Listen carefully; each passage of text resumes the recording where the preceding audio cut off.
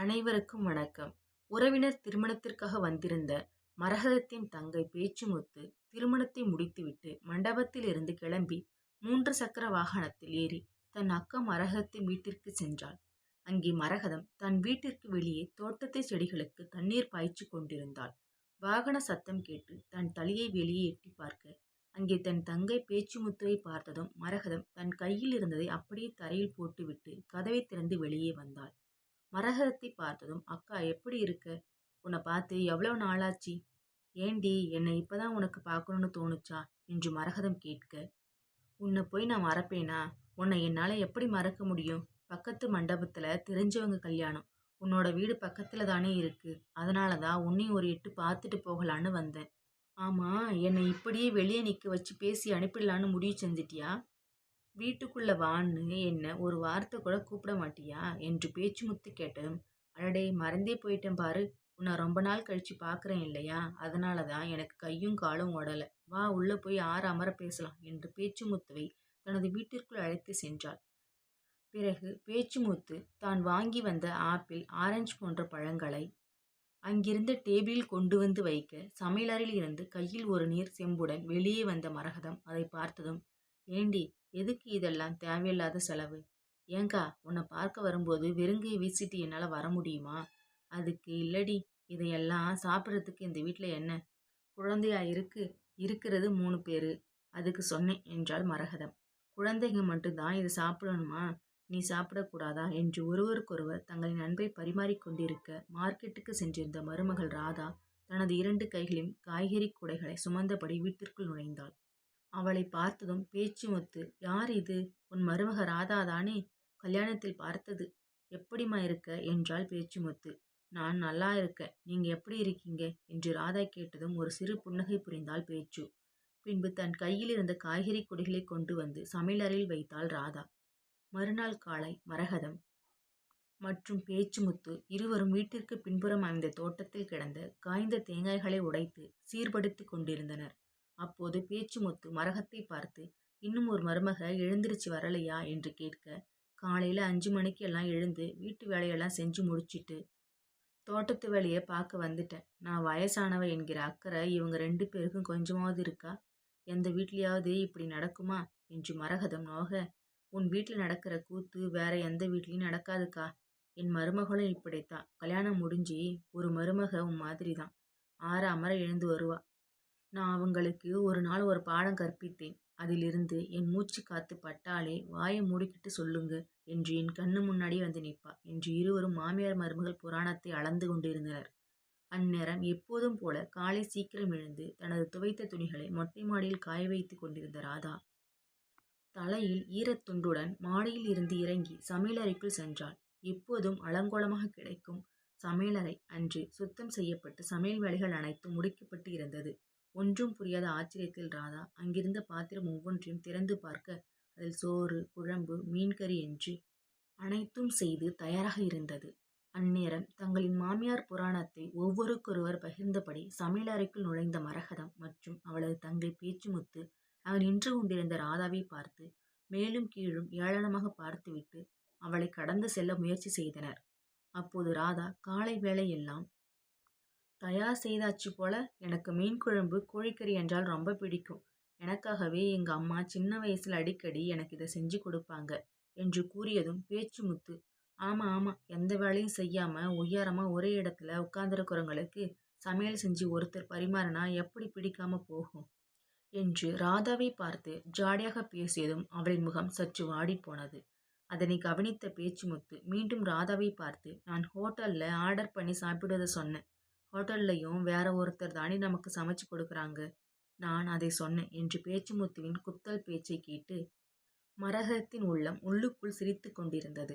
அப்போது மரகதம் மருமகள் ராதாவை பார்த்து, தள்ளு, இது எல்லாம் உனக்காக நான் செஞ்சது இல்லை. இன்னைக்கு என் பொண்ணு ஜீவா வீட்டுக்கு வருகிறாள். அவளுக்காக நான் செஞ்சது. உனக்கு அந்த ஃப்ரிட்ஜில் 2 நாளைக்கு முன்பு வாங்கின பழைய மாவு இருக்கு. அதை எடுத்து தோசை ஊற்றி சாப்பிடு. இந்தா பிடி.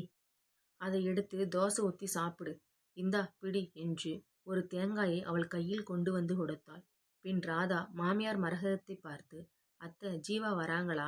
ஆமா என்று மரகதம் பதிலளித்ததும், அப்படின்னா விவேக் அண்ணாவும் வருவாரா என்று ராதா மீண்டும் கேட்க, மரகதம், என் பொண்ணு என் மாப்பிள்ளையை விட்டு பிரிஞ்சு எப்போ வந்திருக்கா? அவ ஒன்றும் மற்ற பொண்ணுங்க மாதிரி இல்லை. என் பொண்ணை நான் அப்படி வளர்த்துருக்கேன். உடனே ராதா, எனக்கும் எங்கள் அம்மா வீட்டுக்கு போகணும்னு ஆசை தான். ஆனால் நான் மட்டும் தனியாக போக முடியாது. நீங்கள் சம்மதிச்சா நானும் அவரும் எங்கள் அம்மா வீட்டுக்கு போயிட்டு வர்றோமே. அவன் என்ன உன் பேச்சை கிட்ட ஆடுற தலையாட்டி பொம்மைன்னு நினைச்சியா? அவன் என் புள்ள. நான் சொல்லாம அவன் எங்கேயும் உன் கூட வரமாட்டான் என்று மரகதம் கூறியதும் ராதா எதுவும் பேசாமல் அங்கிருந்து சென்று விட்டாள். அதை கவனித்த மரகதம், நான் பேசினது அவளுக்கு பிடிக்கல போல, அதனால தான் இங்கிருந்து உடனே போயிட்டா. எனக்கு இவளை கல்யாணம் பண்ணும் போதே தெரியும், இவன் நமக்கு நம்ம குடும்பத்துக்கு ஒத்து வர மாட்டான்னு. ஆனா நீ தான் திடீர்னு கல்யாண பத்திரிக்கை கொண்டு வந்து வீட்டில் நீட்டிட்ட. பொண்ணு பார்க்க கூட என்னை கூப்பிடல என்று மரகதத்தை பார்த்து பேச்சு மூத்து ஜாடையாக கேட்டதும், நீ சொல்றதும் சரிதாண்டி, ஆனால் நான் என்ன செய்ய? இவளை எந்த நேரத்துல போய் பெண் பார்த்தேனோ தெரியல. என் பையன் உடனே இவளை தான் கல்யாணம் செய்யணும்னு முடிவு செஞ்சிட்டான். அதனால தான் தலையெழுத்து என்று நானும் இதுக்கு சம்மதம் சொன்னேன். என் பையனோட அழகுக்கும் அறிவுக்கும் இந்த ஊர் உலகத்துல பொண்ணா கிடைக்காது என்றாள் மரகதம். அவள் பேசியதை கேட்டதும் பேச்சு முத்து, நீ மட்டும் ஊன்னு ஒரு வார்த்தை சொல்லு, நானே பொண்ணை கூட்டிட்டு வரேன். நாம கார்த்திக்கு நல்ல பொண்ணா பார்த்து 2ஆம் திருமணம் செஞ்சு வைக்கலாம் என்று கணவன் மனைவி இருவருக்கும் இடையேயான பரஸ்பர அன்பு மற்றும் புரிதலை புரிந்து கொள்ளாத மாமியார்கள் இருவரும் தங்கள் வாயிற்கு வந்தபடி பேசிக் கொண்டிருந்தனர். சிறிது நேரத்தில் வாகன சத்தம் கேட்டதும் மரகதம் வெளியே ஓடோடி வந்தாள். அங்கே தன் மகள் மற்றும் மருமகன் காரில் வந்ததை பார்த்த மரகதம் தன் மகள் ஜீவாவை ஆர்த்தி எடுத்து வீட்டுக்குள் வரவேற்றாள். அப்போது மருமகன் விவேக், போன வாரம் தான் இந்த வீட்டுக்கு வந்த, வாரம் உங்க பொண்ணுக்கு ஆரத்தி எடுக்கணுமா என்று கேட்டான். உடனே மரகதம், என்ன இருந்தாலும் என் பொண்ணை நான் ஒரு நாள் பார்க்கலனாலும் எனக்கு 1 வருஷம் பார்க்காத மாதிரி இருக்கும். அதனால தான் அவ எப்போ எங்கள் வீட்டுக்கு வந்தாலும் ஆரத்தி எடுத்து நான் வரவேற்பேன். ஐயோ அம்மா, எனக்கு ரொம்ப பசிக்குது என்று மகள் ஜீவா கூறியவுடன், நீ வரேன்னு தெரிஞ்ச உடனே ஆடு, கோழி, மீன் என்று எல்லாம் செஞ்சு வச்சிட்ட. அதை கேட்ட விவேக், இப்போதாண்டி 1 மணி நேரத்துக்கு முன்னாடி பசிக்குதுன்னு ஒரு மசாலா தோசை வாங்கி சாப்பிட்ட, அதுக்குள்ளேயுமா திரும்ப உனக்கு பசிக்குது? இது என்ன வயிறா என்று அவளை நக்கல் அடிக்க, மாடிப்படியில் இருந்து கீழே இறங்கி வந்த ராதா மற்றும் அவளது கணவன் கார்த்திக் வாங்க என்று விவேக் மற்றும் ஜீவாவை இருவரும் வீட்டிற்குள் ஆசையுடன் வரவேற்றனர். பின்பு ஜீவா ராதாவை பார்த்து, ராதா, என்ன உன் முகம் எல்லாம் பருவா இருக்கு, பார்க்கவே எனக்கு கொஞ்சம் கூட பிடிக்கல என்று கூறியதும் ராதாவின் முகம் சற்று வாடிப்போனது. அதை கவனித்த அவளது கணவன் கார்த்திக், என்னடி ஏதோ எலி செத்த நாத்தம் அடிக்குது, இன்னும் நீ குளிக்கலையா? இன்னும் சின்ன வயசு பழக்கம் உன்னை விட்டு போகலையா என்ன என்று கேட்டதும், நான் வரும்போது குளிச்சுட்டு தான் வந்தேன், சும்மா என்னை நக்கல் பண்ணாத. மாப்பிள்ளை, உங்களுக்கு ஒரு விஷயம் தெரியுமா? கல்யாணத்துக்கு முன்பு வர இவ உடம்புல ஒரு சொட்டு தண்ணீர் பட்டா கூட ஊரையே கூட்டி பஞ்சாயத்து வச்சிருவா. ஒரு நாள் கூட குளிச்சதே கிடையாது என்று தன் தங்கை ஜீவாவை நக்கல் செய்தான். பின்பு மாமியார் மரகதம் மாப்பிள்ளை விவேக் மற்றும் மகள் ஜீவாவை வீட்டிற்குள் அழைக்க, அவர்கள் உள்ளே சென்றதும் கார்த்திக் தன் மனைவி ராதாவை பார்த்து, அவ சொன்னதை கேட்டதோ நீ அப்செட் ஆயிட்ட இல்லையா? இங்க பாரு, அவளுக்கு யார்கிட்ட எதை எப்படி பேசணும்னு கொஞ்சம் கூட இங்கீதமே தெரியாது. மனசுல பட்டதை பட்டின்னு சொல்லிடுவா. அவளுக்கு என் மேலே கொஞ்சம் பொசசிவ் அதிகம். அதனால என் மேலே அதிகமாக உரிமை எடுத்துப்பா. நீ எதுவும் நினைக்காத என்றார். நானும் உங்கள் மனைவிதானே, எனக்கு பசிசு இருக்கக்கூடாதா என்று ராதா கேட்டதும் கார்த்திக் வார்த்தைகளின்றி தடிமாறினான். பின்பு, எனக்கு உங்கள் தங்கச்சி இங்கே வர்றதுல எந்த பிரச்சனையும் இல்லை. ஆனால் உங்கள் தங்கச்சி இந்த வீட்டுக்கு வந்தா உங்கள் அம்மா என்கிட்ட முகம் கொடுத்து கூட பேசுறதே இல்லை. காலையில் சமையல் அறையில் மீன் குழம்பு, கோழிக்கறி எல்லாம் பார்த்ததும் எனக்கு சாப்பிடணுன்னு ரொம்ப ஆசையாக இருந்தது. ஆனால் உங்கள் அம்மா உங்கள் சித்தி முன்பு என்ன அவங்க பொண்ணை தவிர வேற யாரும் சாப்பாட்டில் கை வைக்கக்கூடாதுன்னு சொல்லிட்டாங்க. பழைய மாவு எடுத்து தோசை ஊற்றி சாப்பிட சொன்னாங்க, அதுவும் உங்கள் சித்திக்கு முன்பு என்று. உங்கள் சித்தி முன்பு என்னை இப்படி பேசினது எனக்கு ரொம்ப கஷ்டமாக இருந்தது. என்னை யாருமே இந்த அளவுக்கு இன்சல்ட் பண்ணது கிடையாது என்று அவள் கூறிய வார்த்தைகளில் இருந்த வழியை புரிந்து கொண்ட கார்த்திக், இனிமேல் உனக்கு என்ன தேவை இருந்தாலும் நீ அதை என்கிட்ட கேளு. நான் உன்னை வெளியில் அழைச்சிட்டு போய் சாப்பாடு வாங்கி தரேன். நீ சொன்னதை இப்போ எங்கள் அம்மா கிட்ட நான் கேட்டா, நீ சொல்லி கொடுத்து தான் நான் கேட்குறதா நினைப்பாங்க. இதனால் குடும்பத்துக்குள்ளே தேவையில்லாத பிரச்சனை தான் வரும். என் தங்கச்சி இன்னும் 3 நாள் மட்டும்தான் இங்கே இருப்பா. அது வரைக்கும் அவள் என்ன செஞ்சாலும் நீ கொஞ்சம் பொறுத்துப்போ. எதையும் கண்டும் காணாமலும் கடந்து போக கற்றுக்கோ. நான் ஏதாவது கேட்க போனால் தேவையில்லாமல் குடும்பத்தில் பிரச்சனை தான் வரும் என்று மீண்டும் கூறிவிட்டு அங்கிருந்து சென்றார். மாமியார் நாத்தனார் என்று தன் குடும்பமே தனக்கு பகையாக இருந்தாலும் தன் கணவனின் அன்பும் அரவணைப்பும் ராதாவிற்கு சற்று ஆறுதலாக இருந்தது. பின்பு வீட்டிற்குள் சென்ற ராதா அங்கே மாமியார் மரகதம் வந்திருந்தவர்களுக்கு உணவு பரிமாறுவதை கவனிக்க, அந்நேரம் ஜீவா தட்டில் இருந்த உணவுகளை வேக வேகமாக வாயில் போட்டு கொண்டிருப்பதை பார்த்தார். அவளது கணவன் விவேக், ஏண்டி, நீ இதுக்கு முன்ன பின்ன சாப்பாடை பார்த்ததே இல்லையா? ஏன் இப்படி அள்ளி போட்டு சாப்பிட்ற? கொஞ்சம் மெதுவா சாப்பிட்டால்தான் என்ன? இத்தனை நாளா உங்க வீட்டு சாப்பாடை சாப்பிட்டு எனக்கு நாக்கு செத்து போச்சு. உப்பு இல்லை, உரப்பு இல்லை, அருஞ்சுவைகளில் எந்த சுவையும் என்னோட நாக்குக்கு தென்படலை.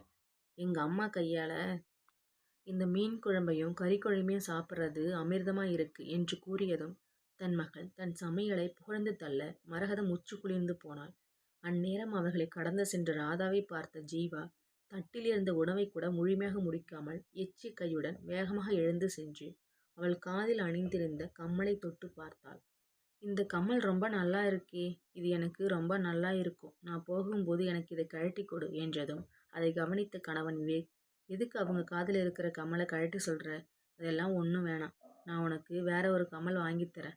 இல்லை, எனக்கு இந்த கம்மல் தான் வேணும் என்று ஜீவா அடம்பிடிக்க, உடனே மாமியார் மரகதம், அதான் என் பொண்ணு ஆசையை கேட்குறாள்ல, முதல்ல அந்த கம்மலை கழட்டி கொடு. அதை பார்த்த விவேக், வேண்டாம், நான் அவளுக்கு புதிதாக ஒரு கம்மல் வாங்கித்தரேன் என்றதும் ராதா சிறு புன்னையுடன், பரவாயில்லை அண்ணா என்று சொல்லிக்கொண்டு தன் காதில் அணிந்திருந்த கம்மலை கழட்டி நாத்தனார் ஜீவாவிடம் கொண்டு வந்து கொடுத்தாள். சிறிது நேரத்திற்கு பின்பு தன் அறையில் மெத்தையின் மேல் தனது ஆடைகள் கலந்து கிடைப்பதை பார்த்த ராதா, யார் இப்படி பண்ணினது என்று ஒரு நிமிடம் சிந்திக்க, கதவை திறந்து உள்ளே வந்த கார்த்திக்கை பார்த்து, என்னங்க, எதுக்காக துணியை இப்படி களைச்சி போட்டிருக்கீங்க? நான் எதுவும் செய்யலையே. நீங்க செய்யலையா? அப்படின்னா வேற யார் இது செய்தது என்று ராதா கேட்டதும் கார்த்திக், ஒரு வேளை என்னோட தங்கச்சியா இருக்கும். ஏங்க, உங்க தங்கச்சி ஏன் இப்படி நடந்துக்கிறாங்க? எனக்கு உங்க தங்கச்சியோட நடவடிக்கை எதுவும் கொஞ்சம் கூட பிடிக்கல. இப்படிதான் போன வாரம் வீட்டுக்கு வந்திருந்த போது என்னிடம் ஒரு வார்த்தை கூட கேட்காம நான் புதிதாக வாங்கி வைத்திருந்த என்னோட 3 செட் சுடிதார் எடுத்துட்டு போயிட்டாங்க. இப்போ என்னை கேட்காம இப்படி என் துணியெல்லாம் களைச்சி போட்டிருக்காங்க. அவங்களோட துணியை என்னோட கபோர்டில் வைக்கிறதா இருந்தா ஒரு வார்த்தை என்கிட்ட கேட்கறது இல்லையா என்று ராதா கோபித்து கொண்டாள். அவள் பேசியதை கேட்டதும் கார்த்திக், இன்னும் 2 நாள் தான், கொஞ்சம் அட்ஜஸ்ட் பண்ணிக்கோ. உனக்கு என்ன, அந்த சுடிதார் தானே வேணும், நான் உனக்கு திரும்ப நல்ல சுடிதார் வாங்கித்தரேன் என்றார் கார்த்திக். நானும் பொண்ணு தானே, எனக்கும் ஆசை இருக்காதா? நான் ரொம்ப ஆசையாக வாங்கினது. எதை பார்த்தாலும் இது எனக்கு வேணும்னு சொல்லி என்னை கேட்காம கூட எடுத்துட்டு போகிறாங்க. ராதா, நான் இதை ஜீவா கிட்ட போய் கேட்குறதா இருந்தா நீ சொல்லி தான் நான் கேட்குறதா எல்லோரும் நினைப்பாங்க. குடும்பத்துக்குள்ளே சண்டை வேண்டாமே. இப்போ என்ன, உனக்கு இந்த கலந்த துணியெல்லாம் மடித்து வைக்கணும், அவ்வளவுதானே? நான் உனக்கு உதவி செய்கிறேன் என்று அங்கே கலந்து கிடந்த துணிகளை மடிக்க தன் மனைவிக்கு உதவி செய்தான். அப்போது கணவன் கார்த்திக் ராதாவின் முகத்தை பார்த்து, என்னால் இந்த வீட்டில் நடக்கிற மாமியார் நாத்தனார் மருமகள் சண்டையை நிறுத்த முடியுமான்னு தெரியல. ஆனால் உனக்கு ஒரு நிம்மதியான ஒரு சூழ்நிலையை அமைத்து கொடுக்க முடியும். உனக்கு வெளியில் போய் வேலை செய்ய பிடிக்காதுன்னு எனக்கு தெரியும். ஆனால் நீ படித்த பொண்ணு, வீட்டில் இருந்தே ஆன்லைனில் உன்னால் வேலை செய்ய முடியும் இல்லையா? நீ ஏன் அதை ட்ரை பண்ணக்கூடாது என்று கார்த்திக் கேட்டதும், அதுக்கு மடிக்கணினி வேணும். மடிக்கணினி வாங்குறதா இருந்தால் நிறைய செலவாகும். இப்போ இருக்கிற சூழ்நிலையில் இதையெல்லாம் எப்படி முடியும் என்று ராதா கூறியதும், நான் உனக்கு மடிக்கணினி வாங்கி தரேன். நீ வீட்டில் இருந்து வேலை செய்ய ஆரம்பி. நீ உன்னோட வேலையில் கவனம் செலுத்த ஆரம்பிச்சா அம்மாவை பற்றின சிந்தனை உனக்கு வராது, நீயும் நிம்மதியாக இருப்ப என்று கார்த்திக் கூறிய வார்த்தைகள் ராதாவின் மனதிற்கு சற்று ஆறுதலாக இருந்தது. மறுநாள் காலை எப்போதும் போல அதிகாலையிலேயே எழுந்து குளித்து முடித்துவிட்டு தன் அழுக்கு துணிகளை துவைப்பதற்காக வீட்டிற்கு பின்புறம் கிடந்த துவைக்கின்ற கல்லில் துணியை அடித்து துவைத்து கொண்டிருந்தாள். அந்நேரம் அங்கே வந்த மாமியார் மரகதம், இந்த துணியை கொஞ்சம் துவைச்சி கொடு. துணிகளை புரட்டி பார்த்த ராதா, அத்தை, இது ஜீவா துணி, நான் எதுக்காக துவைக்கணும்? அவங்க துணியை அவங்க தானே துவைக்கணும் என்று தயங்கியபடி கூறியதும் மரகதம், ஏன், என் பொண்ணு துணியை நீ துவைக்க மாட்டியா? அப்படி சொல்ல வரல, அவங்க துணியை அவங்க துவைக்கலாம் என்று சொன்னேன். என் பொண்ணு சின்ன வயசுலேருந்து எந்த ஒரு வேலையும் செய்ய விடாமல் பொத்தி பொத்தி வளர்த்துருக்க. சாப்பிட்ட இலையை கூட அவள் எடுத்து போட்டதில்லை. இவ்வளவு ஏன், அவள் மாமியார் வீட்டில் அவளுக்கு செல்வாக்கு அதிகம். அதை தான் என் மாப்பிள்ளை அவளை தாங்குற விதத்தை நீயே பார்க்குறியே என்று கூறியதும் ராதா மௌனமாக நிற்க, இது எல்லாம் ரொம்ப காஸ்ட்லியான துணி, நிறைய விலை கொடுத்து வாங்கினது, ஒழுங்காக அதை துவைச்சி கொடு என்று மரகதம் கூறியதும், இல்லை, இதில் இருக்கிற எந்த ட்ரெஸ்ஸையுமே அவங்க போட்டு நான் பார்த்ததே இல்லை. வந்ததிலிருந்து அந்த பச்சை கலர் நைட்டியை தான் போட்ட வண்ணம் இருக்கிறாங்க. இப்போ என்ன, உன்னால் இந்த துணியை துவைக்க முடியாது, அதை தானே சொல்ல வர்ற? என் பொண்ணு நான் எப்படி வளர்த்தேன், அவள் என் பேச்சு மீறி கல்யாணம் கூட செய்ய மாட்டான் அப்படின்னு சொல்லிட்டா. அதை கேட்டதும் ராதா, ஆனால் கார்த்திக் அவங்க திருமணம் காதல் திருமணம் என்று சொன்னாரே, யார் சொன்னது? என் பொண்ணு காதலிச்சு கல்யாணம் பண்ணதா? என் பொண்ணு என் பேச்சு மீறி எதுவும் செய்ய மாட்டா. அவ கல்யாணம் நான் பார்த்து செஞ்சு வச்சது. இனிமே இந்த பேச்சு எல்லாம் இந்த வீட்டில் பேசக்கூடாது. முதல்ல இந்த துணியை துவைத்து கொடு என்று கோபமாக பேசிவிட்டு அங்கிருந்து சென்று விட்டாள். அன்று இரவு மரகதம் தன் மகள் மற்றும் மாப்பிள்ளையுடன் அமர்ந்து சிரித்து பேசிக் கொண்டிருந்த போது வெளியில் செல்வதற்காக தயாராகி தங்கள் அறையிலிருந்து வந்த மகன் கார்த்திக் மற்றும் மருமகள் ராதாவை பார்த்ததும், நீங்க 2 பேரும் எங்க கிளம்பி போறீங்க? அம்மா, நான் ராதாவை அழைச்சிக்கிட்டு படத்துக்கு போறேன். படத்துக்கா? வீட்டு வேலையெல்லாம் அவ்வளவு இருக்கு. இவளை நீ படத்துக்கு அழைச்சிக்கிட்டு போயிட்டா வீட்டு வேலையை யார் செய்யறது? என்று மரகதம் கேட்டதும், கார்த்திக் அவளை ரொம்ப நாளா எங்கேயுமே அழைச்சிட்டு போனதே இல்லை என்று கூற, நாத்தனார், நானும் உன் கூட படத்துக்கு வரேன். என்னங்க வாங்க, நாமளும் போகலாம் என்று கூறியதும், ராதாவின் கணவன் கார்த்திக், இல்லை, நாங்கள் எங்கள் 2 பேருக்கு மட்டும்தான் டிக்கெட் புக் பண்ணி இருக்கேன் என்று கூறியதும், மீண்டும் ஜீவா, அதெல்லாம் நாம் திரும்ப புக் பண்ணி போகலாம் என்று சொன்னதும், அவள் கணவன் விவேக், என்னடி உனக்கு பைத்தியம் பிடிச்சிருக்கா? அவங்க 2 பேரும் தனியாக படத்துக்கு போகிறாங்க, இதில் நாம் 2 பேரும் எதுக்கு? மச்சான், நீங்கள் போயிட்டு வாங்க என்றார் விவேக். ஆனால் ஜீவா, நான் எங்கள் அண்ணன் கூட படத்துக்கு போகத்தான் போகிறேன் என்று சூழ்நிலை தெரியாமல் பிடிவாதம் பிடிக்க, அதனை புரிந்து கொண்ட மாமியார் மரகதம், அதான் என் பொண்ணு ஆசைப்படுறாள்ல, நீங்கள் 2 பேரும் படத்துக்கு போக வேண்டாம். டிக்கெட்டை மாப்பிள்ளைகிட்ட கொடு. அவர் என் பொண்ணை அழைச்சிக்கிட்டு படத்துக்கு போயிட்டு வரட்டும். ராதா, நீ போய் சமையல் வேலையை பாரு என்று கூறியதும் மறுபேச்சு பேச முடியாமல் கார்த்திக் தன் செல்வதற்காக வைத்திருந்த டிக்கெட்டுகளை விவேக்கிடம் கொண்டு வந்து கொடுத்தார்.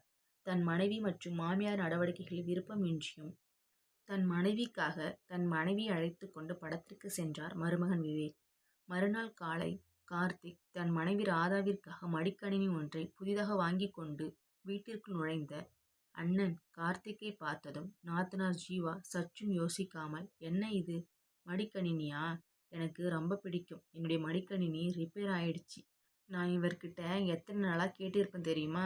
என்னங்க, எங்கள் அண்ணன் பாருங்க, நான் கேட்காமலேயே எனக்கு மடிக்கணினி வாங்கிட்டு வந்திருக்காரு. நீங்கள் அவரை பார்த்து கற்றுக்கோங்க என்று ஜீவா கூறியுடன், கார்த்திக், இது நான் உனக்காக வாங்கினது இல்லை, என் மனைவி ராதாவுக்காக வாங்கினது. அவளுக்கு வீட்டிலிருந்து வேலை செய்யணும்னு ஆசை, அதான் அவளுக்காக ஒரு மடிக்கணினி வாங்கிட்டு வந்தேன் என்று கார்த்திக் கூறியதும் மாமியார் மரகதம், அதனால என்னடா, அவளுக்கு நீ வேற ஒன்று வாங்கி கொடு. அதுதான் உன் தங்கச்சி ரொம்ப ஆசைப்படுறாளே, அவளுக்கு இந்த மடிக்கணியை கொடுத்தாதான் என்ன? அம்மா, நான் என்ன கோடீஸ்வரம் வீட்டு பிள்ளையா? இதையே நான் கடனுக்கு தான் வாங்கிட்டு வந்திருக்கேன். இதை கட்டி முடிக்கவே எனக்கு 2 வருஷம் ஆகும். இதை கொடுத்துட்டா என்னோட மனைவி ராதாவுக்கு நான் திரும்பவும் எப்போ மடிக்கணினி வாங்க தருவது என்று கார்த்திக் கூறியதும், தங்கை ஜீவா, பெரியவங்க சொல்றது உண்மைதான். என்ன இருந்தாலும் அண்ணன் தங்கி உறவெல்லாம் திருமணத்திற்கு முன்பு வர மட்டும்தான். அதன் பிறகு அண்ணனாவது தங்கையாவது என்று சலித்து கொள்ள தன் மகளின் பேச்சை கேட்டதும் மரகதம், என் பொண்ணு சொல்றது சரிதான். என்ன இருந்தாலும் அண்ணன் தங்கச்சி உறவு எல்லாம் கல்யாணத்துக்கு முன்பு வர மட்டும்தானே.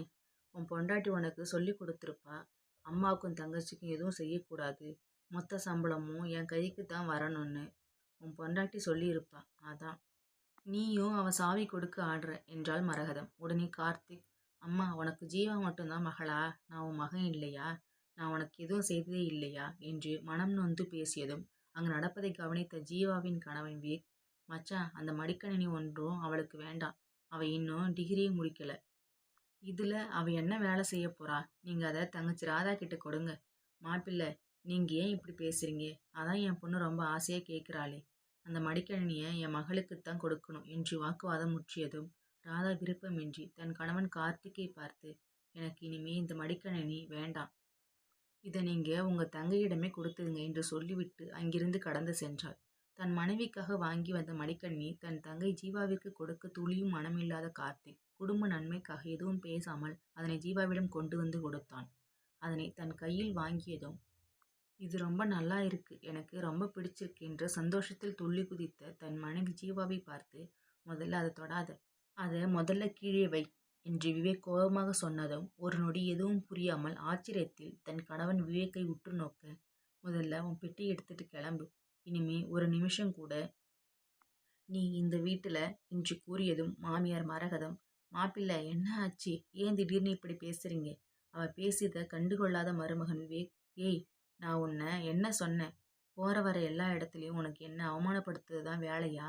ஏன் நான் உனக்கு எதுவுமே வாங்கி கொடுத்ததே இல்லையா? இல்லைங்க, அது என்று ஜீவா பேச வாயெடுக்க மீண்டும் விவேக், முதல்ல உள்ளே போய் உன் துணியை எடுத்துட்டு வா, என்று மீண்டும் தன் மனைவியை பார்த்து கோபத்தில் கத்திக் கொண்டிருந்த தன் மருமகன் விவேக்கின் முகத்தை பார்த்து மரகதம் மாப்பிள்ளை என்று அழைத்ததும், இனிமே நீங்க எங்ககிட்ட ஒரு வார்த்தை கூட பேசக்கூடாது. உங்க பொண்ணை நான் விரும்பி கல்யாணம் செஞ்சுக்கிட்டேன். அந்த ஒரே பாவத்துக்காக மட்டும்தான் அவ செய்கிற அத்தனையும் இத்தனை நாளாக நான் பொறுத்துக்கிட்டு இருக்கேன். காரணம், நான் அவள் மேலே வச்சிருக்கிற காதல் மட்டும்தான். உங்கள் பொண்ணுக்கு எங்கள் அப்பா அம்மாவை எப்படி மதிக்கணும்னு தெரியல. வீட்டுக்கு வர்றவங்க கிட்ட எப்படி மரியாதையாக நடந்துக்கணும்னு தெரியல. இதுக்கெல்லாம் காரணம் யார்? உங்களோட வளர்ப்பு. நீங்கள் அவளுக்கு இப்படி செல்லம் கொடுத்து அவளை கெடுக்கிறதால தான். அவளுக்கு யார்கிட்ட எதை எப்படி பேசணும்னு புரியலை. என்னால் உங்கள் மாமியார் மருமகள் சண்டையை தடுத்து நிறுத்த முடியாது. ஆனால் என்னால் என் மனைவி திருத்த முடியும். இங்கே பாருங்க, நீங்கள் உங்கள் மருமகளை மகளாக நீங்கள் நினைக்க வேண்டாம். ஒரு மனுஷன் நினைச்சா போதும். நீங்கள் உங்கள் மருமக மேலே காற்று வெறுப்பால் பாதிக்கப்பட போவது உங்கள் மகனுடைய வாழ்க்கை மட்டும்தான் என்று சொல்லி கொண்டிருக்கிற போயில் தனது பையில் தனது துணிகளை எடுத்துக்கொண்டு வெளியே வந்த தன் மனைவி ஜீவாவை பார்த்து, முதல்ல அந்த பையை கொடு என்று அதனை வாங்கி உள்ளே பிரித்து பார்க்க அதில் ராதாவின் துணிகளை பார்த்ததும் விவேக்கின் கோபம் அதிகமானது. இது எல்லாம் உன்னோட துணி இல்லையே, இதெல்லாம் யாரோடது? ராதாவோடது என்று ஜீவா கூற, அவகிட்ட கேட்டியா? இல்லை, நான் எப்பவும் அவகிட்ட கேட்காம தான் ட்ரெஸ் எடுத்துக்கிட்டு போவேன் என்று கூறியவுடன் விவேக், ராதா ராதா என்று அவளை அழைக்க மாடியிலிருந்து கீழே இறங்கிய ராதா, என்ன ஆச்சு? இந்தாம்மா என்று தன் மனைவின் பையில் வைத்திருந்த ராதாவின் ஆடைகளை ராதாவின் கையில் கொண்டு வந்து கொடுத்தார். அதை வாங்கியதும் ராதா, பரவாயில்லை அண்ணா, அவங்க என்னோட துணிகளை எடுத்து போகட்டும் என்று பெருந்தன்மையாக ராதாவை விட்டு கொடுப்பதை பார்த்து விவேக்கின் மனம் சற்று குளிர்ந்து போனது. இல்லைம்மா, அவள் 24 மணி நேரமும் சாப்பிட்டு கொண்டே இருப்பதால் அவளோட எடை சற்று அதிகமாயிட்டே இருக்கு.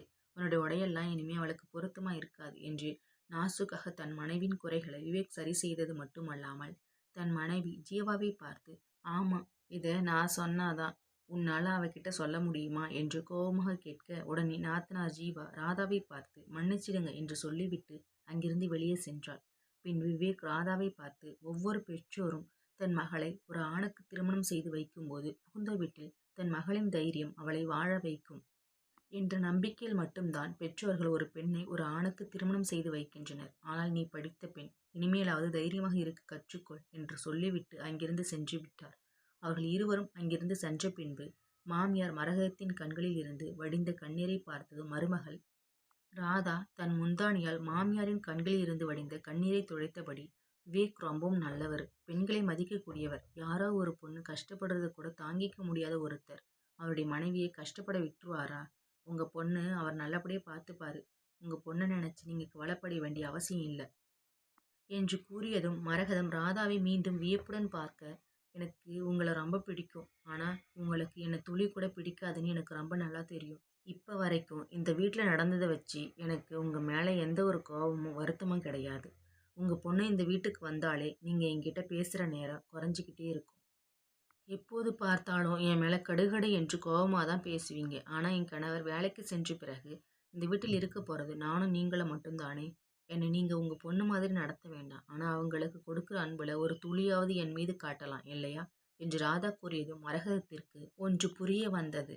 ஒரு தாய்க்கு தன் மகளிடம் காட்டும் அன்பு எந்த அளவிற்கு முக்கியமோ அதுபோன்றே ஒரு மகனின் திருமணத்திற்கு பின்பு 24 மணி நேரமும் வீட்டில் தன்னுடன் நேரத்தை கழிக்கும் மருமகளிடமும் காட்ட வேண்டிய அன்பும் ஒரு மாமியாருக்கு மிகவும் முக்கியம் என்பதை மாமியார் மரகதம் புரிந்து கொண்டாள். இன்றைக்கும் ஒரு சில குடும்பங்களில் மகள் தன் வீட்டிற்கு வருவதற்கு முன்பு வரை மாமியார் மருமகளிடையேயான நட்புறவு என்பது சுகமாக இருந்தாலும் மகள் தன் தாயிடம் அதிகமான ஆதிக்கம் செலுத்துகின்ற பொழுது மருமகள் என்ற ஒரு பெண் அந்த வீட்டில் தனிமையாக்கப்படுகிறார் என்பதை ஒவ்வொரு மாமியாரும் புரிந்து கொள்ளும் போதுதான் வீட்டில் நிம்மதி பெருகும்.